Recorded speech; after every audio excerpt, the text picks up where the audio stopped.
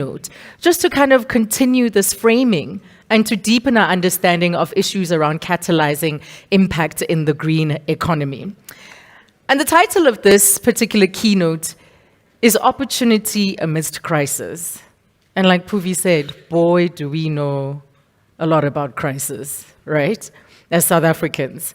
And the thing is, opportunity often arises from the midst of crisis. And during difficult times, it's always important to remain positive, which was why I enjoyed that, because it was still infused with so much possibility and positivity, even though there's so much to still do. We need to look for new opportunities and be creative in finding new solutions. And some of the greatest success stories have grown out of challenges. So let's hear more on really what confronts us when we think of crisis, and that's the question of opportunity. So coming onto the stage next is Dr. Morne du Plessis, and he's the CEO of WWF.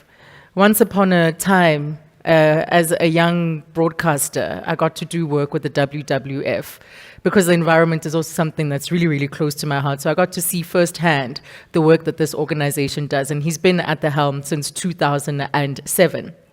And before that, he was director of the Percy Fitzpatrick Institute of African Ornithology at the University of Cape Town. And so he comes with deep, deep experience in this arena. So please join me in welcoming Dr. Morne. Are you able to? Okay, that's fine. Dr. Morne du Plessis to the stage. Thank you. Thank you very much. My younger twin brother here behind me. Thank you for including that. The subframing of the green economy talk that I'm about to give is opportunity amidst crisis. Puvi, if we think crisis is what South Africans have come through and what we're living with, I am going to be focusing on crisis, the two sides of the crisis coin, climate and nature. And I'm going to spend, because I'm from WWF, going to spend the first half of the talk talking about these two issues and why we should care. This is intertwined, very tightly intertwined with social issues, economic issues. It's not an environmental issue on its own. And then we're going to talk about the green economy, and thanks, Puvi, for really helping us set the scene for that. And then talking about the need for integrating climate and biodiversity, or climate and nature, in the work that every single company, organization, business does. So WWF partners with the Institute for Ecology London and with the Global Footprint Network, and publishes a Living Planet report every 2 years. And there are basically two key statistics that come out of this. The first one is the ecological footprint. I'll show the second in a minute. And what we see here are envelopes of contributions to the ecological footprint of humanity. On the vertical axis, we've got the number of planet Earths with two planets required by 2030 to sustain our needs. And the bottom slither, so I don't want to overcomplicate the slide, the bottom slither that appears gray or pale blue to you is that which is required to absorb the carbon dioxide emissions that we put up into the atmosphere. And of course, by 2030, we're going to require more than the entire planet, even if there was no food grown on it, just to sequester our carbon. So this, of course, and I promise I used to be an academic. I'm not trying to give an academic talk here, but I think this is the most elegant slide to show human culpability in this climate crisis that we're entering. So we're looking at 800,000 years of data here on the atmospheric levels of carbon. This is scientists are clever. They did an ice core, and then they could stratify by the ages over the years. Now, to give you some perspective, between 200 and 150,000 years ago, is when we as human beings started walking around on the planet. And you can see that's sort of towards the right of this. So this really predates humanity. And then you see right at the end, in present, there's a line that just goes straight up. Many of you will have seen the Inconvenient Truth movie that Al Gore put out many years ago. And he got onto a very impressive little forklift, and it took him up as the line went up. Now that line is at 412 parts per million, when we haven't cycled beyond 350 parts per million of carbon dioxide in the atmosphere. So we're basically taking a huge loan, and the Earth is not able to pay that back. And of course, what this results in, and we already see the signs of that, is food shortages, fires, extreme snowfall events in parts of the world, floods, these natural disasters that are really, really taking hold of us. And then in about 2006, Sir Nicholas Stern, as he now is known, produced a report on the economics of climate change, because that changed the language from being an environmental one or a social one into one that included the language of the various sectors. And here, basically, I'm just going to focus on the middle one, is that the cost of preventing, that's mitigation, are relatively modest compared to the cost of doing nothing. And that is consistent with a future where we have economic growth. If we make the investment in taking the statin to clean your veins, your arteries, so that you stay healthy, rather than going for a definite heart transplant that might or might not work in future. This is basically what it boils down to. So I speak quite simple language, and I know business is rather sophisticated, but I think the penny sort of drops when you put it in that sense. So let's turn to nature. When we take stock of nature, it's not just this most wondrous, beautiful wilderness that some people dream of. And as we see here, this is taken on the Southern Ocean Islands, which also belong to South Africa, Marion Island, where albatrosses breed. But if we take stock of nature, we go back to the Living Planet report.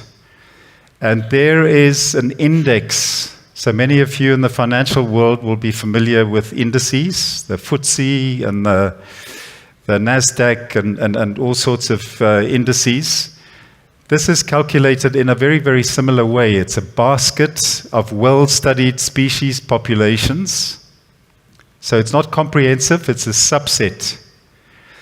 And basically what the index starts with is in 1970, it starts at 1. And what we've seen over the last 50 years or so is a constant decline, besides all the good that's been done by many, many NGOs, many government, environmental departments, many businesses. We've just seen this unrelenting decline in the well-being of biodiversity. So we 2/3 down compared to 1970 in terms of the well-being of these species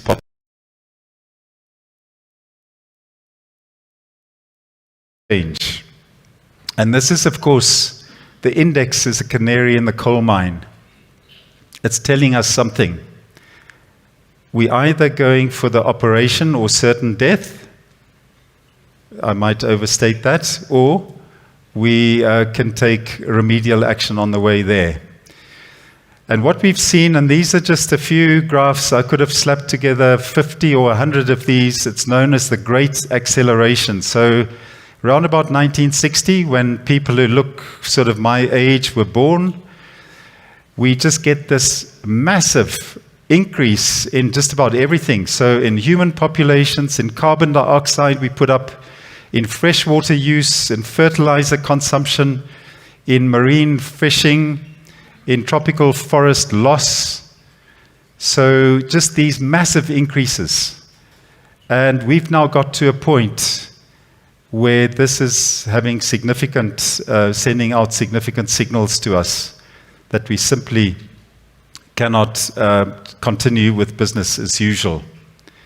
So let me show you why the unseen bits of nature, the unbeautiful bits, the bits we don't often think about, is constantly working for us.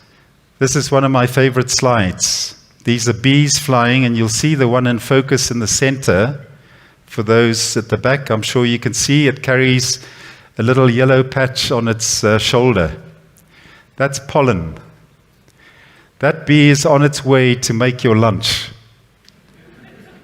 Because without that pollen, the vegetable or the fruit that you get on your plate. So today, what you eat out here, almost 80% of what's on that plate will be dependent on a pollinator having played its role. Have you ever given it a thought? Not many of us have.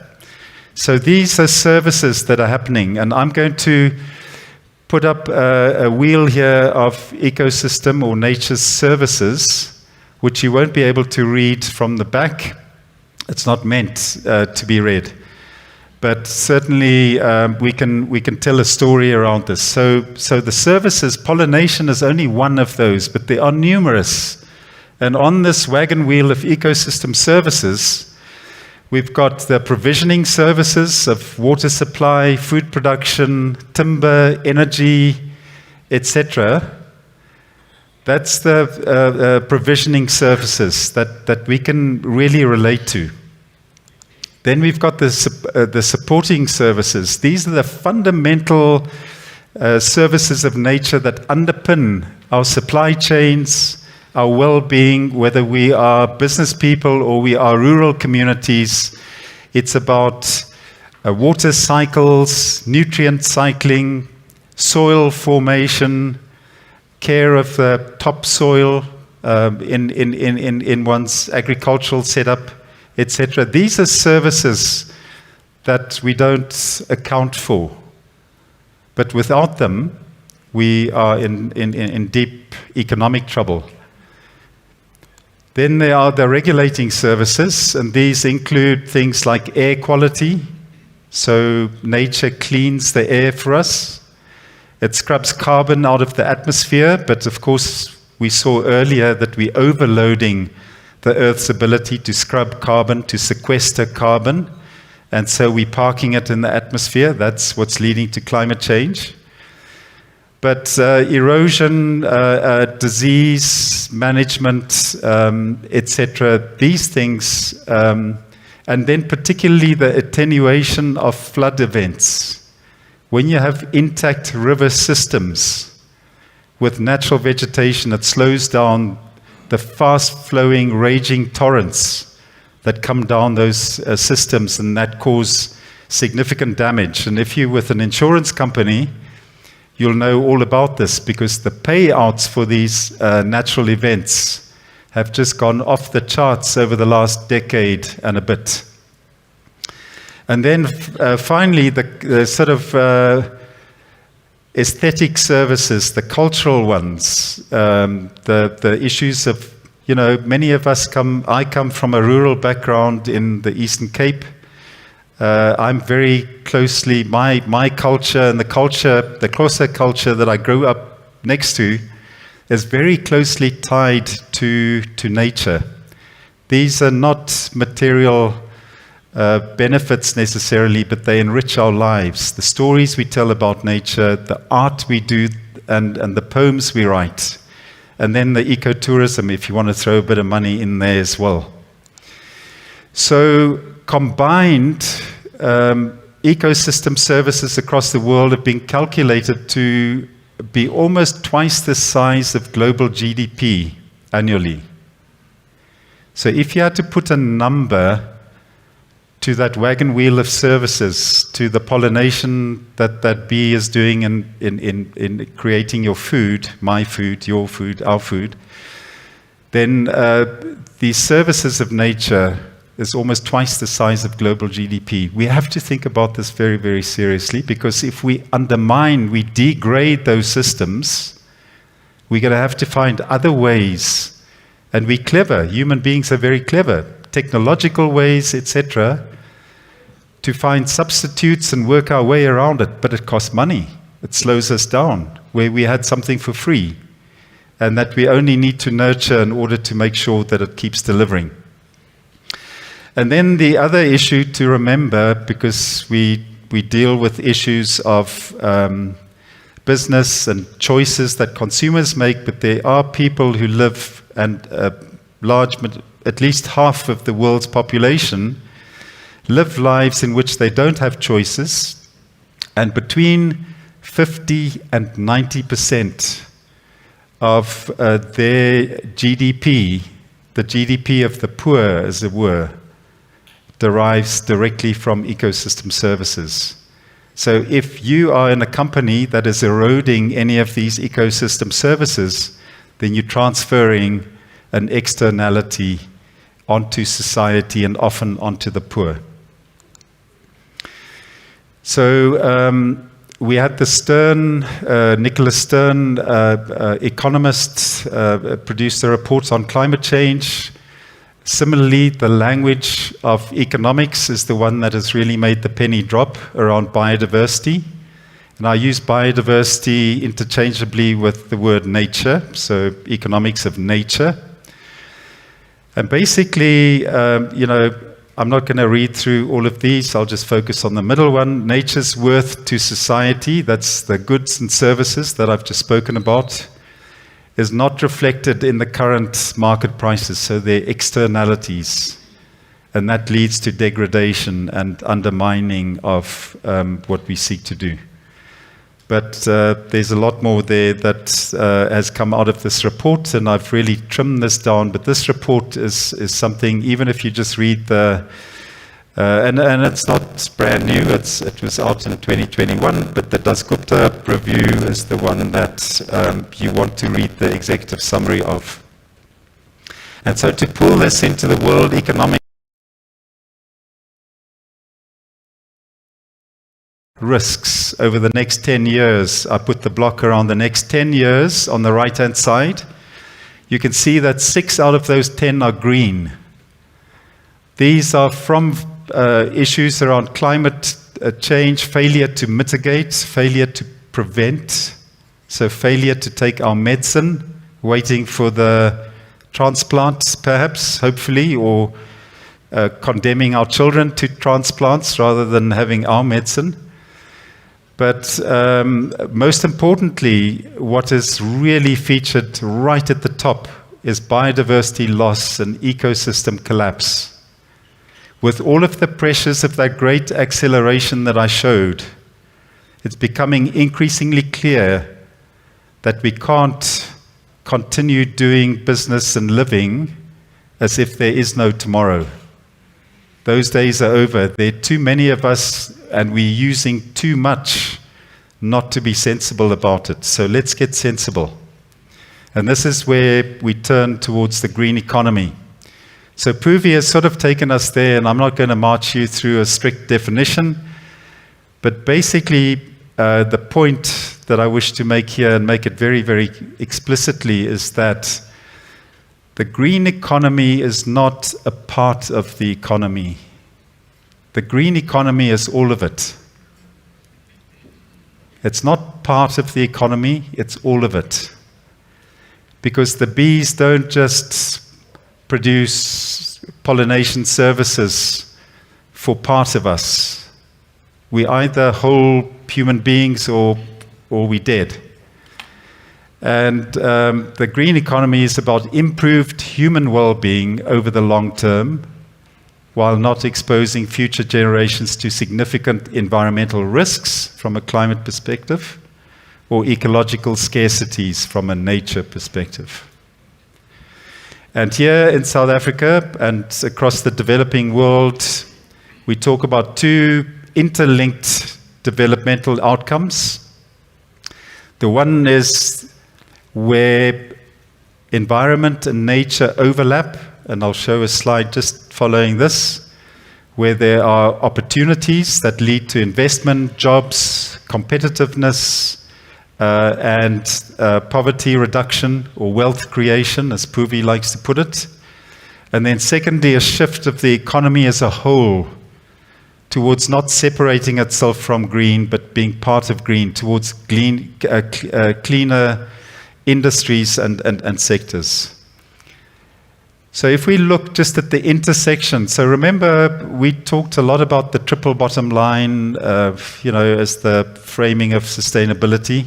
It's a little bit yesterday, but it is useful for depicting the opportunities, the business opportunities that exist amidst this crisis, climate and nature crisis.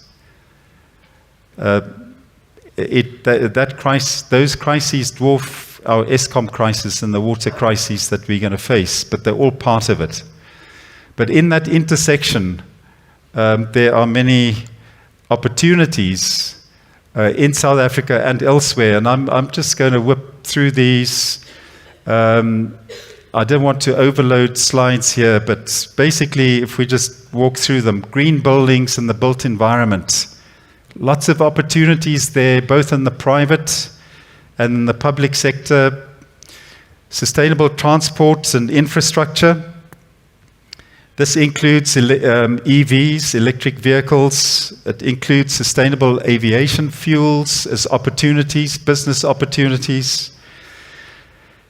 And then at large scale, when we look at non-motorized transport, we're looking at public transport systems that we simply have to get back in action, but that opens up a whole ecosystem of its own of business opportunities to support that. When we talk point 3 on clean energy and energy efficiency, of course, this is an area I hardly need to talk about because, upscaling the solar water geyser rollout. When you take the Gautrain and you go out towards the airport, when you see Alexandra Township, and you see the solar geysers on many of the homes close to the railway line at least, that's the way forward. But it seems to have sort of stopped there. There was a little bit of a surge, but this is wonderful business opportunities there. Then off-grid solutions, of course. Many of us live in urban environments. We worry about load shedding because it does what it's just done to us a little while ago here. It puts us in dark. Now we hear a generator in the background, etc. But there are lots of off-grid opportunities. And just this weekend, I had additional solar panels to make use of my tax rebate installed at my home. But for rural communities, this is more load shedding is the way of life. Or in fact, you're lucky to have load shedding because it means you've got electricity. So we're talking about access. And this is where off-grid solutions, renewable energy solutions, provide wonderful opportunities. Resource conservation and management. So that is sort of jargon for focusing on creating resilience in our ecological infrastructure. So most of us, all of us, pay a water bill at the end of the month. At the moment, not a cent of that goes into actually looking after the water cow that delivers the water, or the water milk, to use that analogy. Not a cent goes into the catchments to restore and to nurture the well-being of those catchments to make sure that the water gets down to us. Clean, uncontaminated, and in quantity. So this cannot continue indefinitely. When we look at resource conservation and management, the clearing of alien invasives, there are many business opportunities, small and medium businesses that pop up around these initiatives. Some of them funded in partnership with many of the organizations that sit here, companies that sit here, in the Eastern Cape Umzimvubu catchment, for example, and in other parts of the country. Sustainable waste management. These provide a lot of opportunities. Puvi talked earlier about the vast quantities of waste. 90% of that travels straight to landfill. That cannot continue indefinitely. In Cape Town, where I live, I can see a mountain compared to the flats in a particular part where there's a landfill. There's a mountain busy forming over the decades that I've lived in Cape Town. It's the same everywhere else.